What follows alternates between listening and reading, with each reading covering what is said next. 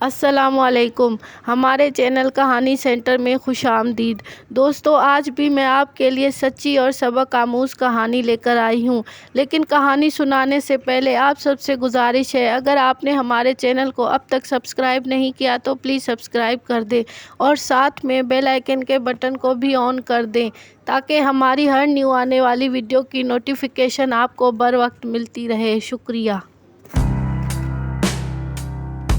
ایک زمانے میں ایک بادشاہ رہتا تھا۔ پورے رعایا میں یہ مشہور تھا کہ وہ انصاف کرنے والا بادشاہ ہے۔ ایک دن اس کی بیٹی کو اس کی سلطنت سے کوئی لے گیا اور بادشاہ کو خبر تک نہ ہوئی۔ جب خبر ہوئی تو بادشاہ نے پورے رعایا میں کہلوایا کہ اگر کوئی میری بیٹی کو صحیح سلامت مجھ تک لے آئے گا تو میں اسے بہت سارا انعام دوں گا، لیکن کوئی نہ تھا، کسی کو پتہ نہ تھا کہ بادشاہ کی بیٹی کو آخر کون لے گیا۔ اس بات کو کئی عرصہ گزر گیا لیکن بادشاہ کی بیٹی نہ مل سکی۔ ایک دن اسی رعایا میں یہ بات مشہور ہوئی کہ وہاں ایک تاجر ہے، اس کے پاس ایک چارپائی ہے۔ اگر کوئی بھی دام پوچھنے جائے تو وہ تاجر کہتا ہے اس سے خود ہی پوچھ لو۔ اگر اس چارپائی سے سوال کیا جائے تو وہ اپنا دام خود ہی بتاتا ہے۔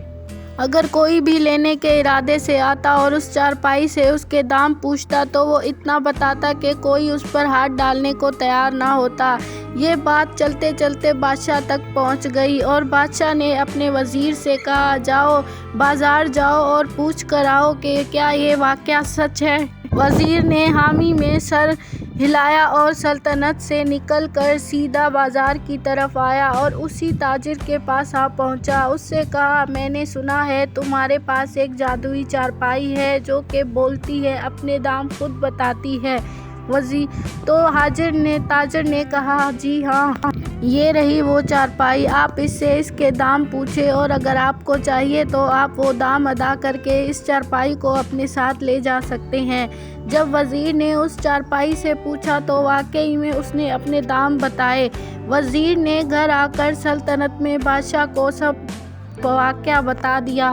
تو بادشاہ نے کہا، میں خود جاؤں گا بازار اور میں اس تاجر سے بات کروں گا، اس چارپائی کو دیکھوں گا۔ اگلی صبح وزیر کو لے کر بادشاہ اس بازار میں گیا اور اس تاجر کے پاس جا پہنچا اور اس سے چارپائی کو دیکھ کر حیرت ہوئی اور اس سے بات کر کے اسے بہت بڑا جھٹکا لگا۔ اس نے اس کے منہ مانگے دام اس تاجر کو دیکھ کر وہ چارپائی اپنے ساتھ اپنے سلطنت میں لے آیا۔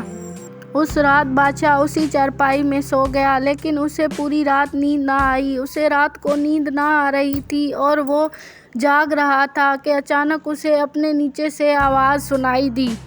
بادشاہ نے ہلے بغیر اس آواز کو سننے کا فیصلہ کیا۔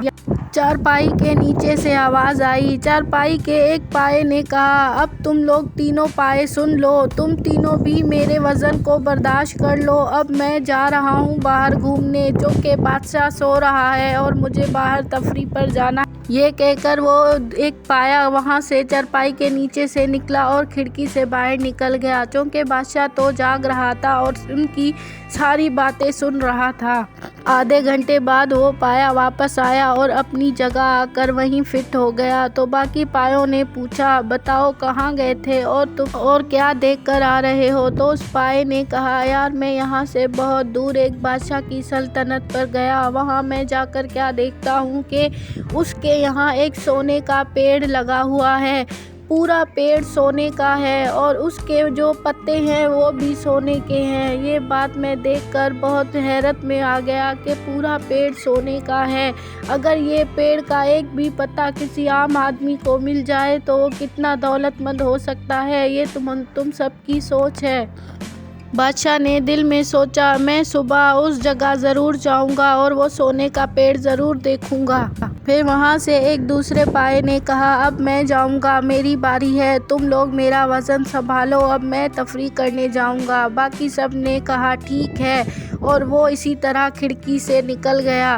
جب آدھے گھنٹے بعد وہ پایا بھی واپس آیا اور آ کر اپنی جگہ پر فٹ ہو گیا تو باقی سب نے پوچھا، تم کہاں گئے تھے اور تم کیا دیکھ کر آئے ہو؟ تو اس چارپائی کے پائے نے کہا، میں جب یہاں سے گزرا تو میری نظر چوروں پر پڑی جو بادشاہ سلامت کی سلطنت پر گھس کر چوری کرنے والے تھے، سو میں کہیں نہیں گیا اور ان سب کو مار کر میں نے ختم کر دیا۔ جب بادشاہ صبح اٹھیں گے اور یہ منظر دیکھیں گے تو بہت خوش ہوں گے کہ میں نے ان کا خزانہ بچا لیا۔ اب تیسرے پائے نے کہا، اب میری باری ہے، اب میں جاتا ہوں، تم لوگ میرا وزن سنبھالو۔ تو سب نے کہا ٹھیک ہے، اور تیسرا پایا اس طرح اڑ گیا۔ بادشاہ ان کی یہ ساری باتیں سن رہا تھا اور دل ہی دل میں سوچ رہا تھا کہ یہ کتنے وفادار پائے ہیں اور یہ واقعی جادوئی پائے ہیں۔ آدھے گھنٹے بعد جب وہ تیسرا پایا واپس آیا تو باقی سب نے پوچھا، اب تم کہاں گئے تھے؟ تم اپنا حال احوال بتاؤ۔ تو وہ پایا کہنے لگا، میں یار بادشاہ کی بیٹی بچپن میں کھو گئی تھی، وہاں گیا تھا۔ بادشاہ کی بیٹی ایک حجام کے پاس ہے، میں وہیں سے ہو کر آ رہا ہوں اور وہ بہت بڑی ہو گئی ہے، ماشاءاللہ سے جوان ہو گئی ہے، لیکن اس طرح سے وہ حجام بادشاہ کو اپنی بیٹی واپس نہیں کرے گا۔ جب تک کہ بادشاہ سلامت خود نہ اس حجام کے پاس جائیں وہ واپس نہیں کرے گا۔ وہ اچھی طرح جانتا ہے کہ یہ بادشاہ کی بیٹی ہے، لیکن پھر بھی وہ صاف انکار کر دے گا۔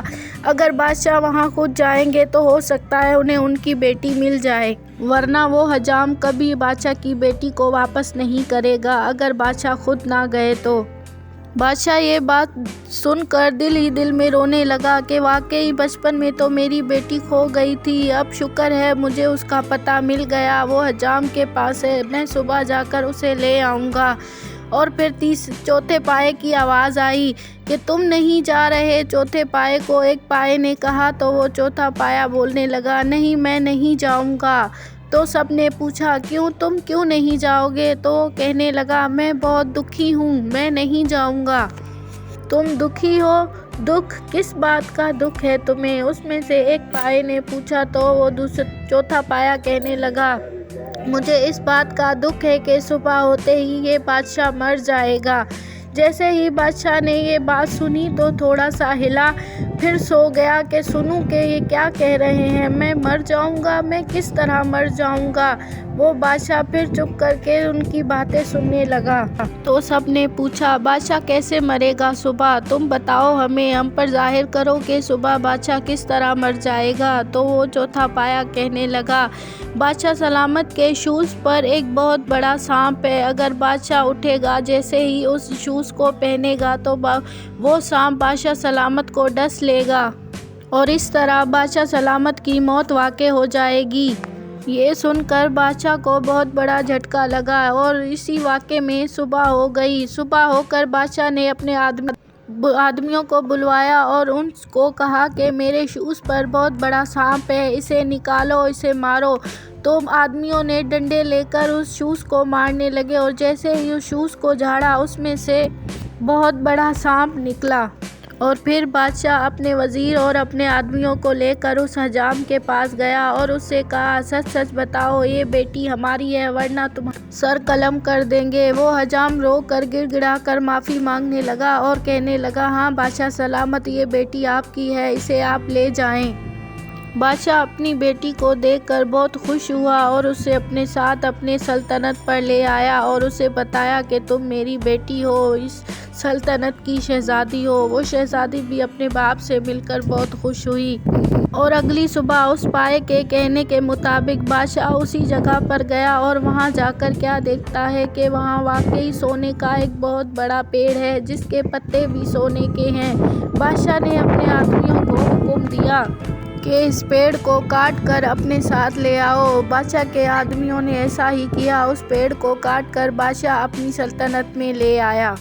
تو دوستو یہ تھی چارپائی کی کہانی۔ کیسی لگی آپ کو کہانی؟ اور اگر آپ آگے بھی ایسی کہانیاں سننا چاہتے ہیں تو ہمیں کمنٹ باکس میں ضرور بتائیے گا۔ شکریہ۔